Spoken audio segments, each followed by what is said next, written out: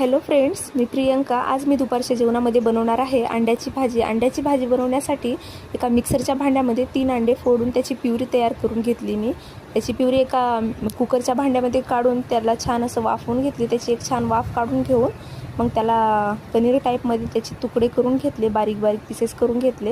एका कढईमध्ये 2 पळ्या तेल घेतलं मी.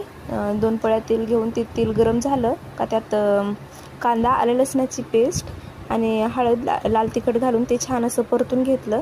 ते छान परतून घेऊन मग काप केलेले हे अंडे त्याच्यामध्ये मिक्स करून त्यामध्ये लागल तितकं आपण पाणी घालून घ्यायचं, पातळ घट आपल्याला जसं लागतं तसं.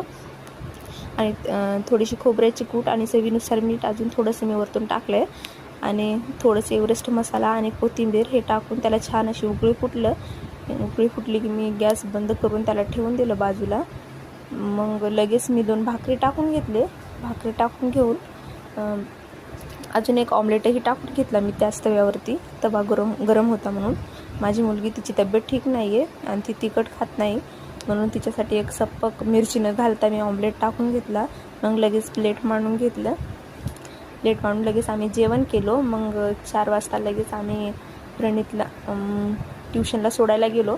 ट्युशनला सोडून मग लगेच आम्ही घरी आलो. घरी येऊन घरची कामं उरकली. घरची कामं उरकून माझ्या मुलीला खूप सर्दी झाली होती म्हणून मी तिला वाफ देत होते. ती खूप रडत होती म्हणून आजचा स्वयंपाक रात्रीचा सासूबाईंनी बनवला. चला तर मग इथं सेंड करते. बाय.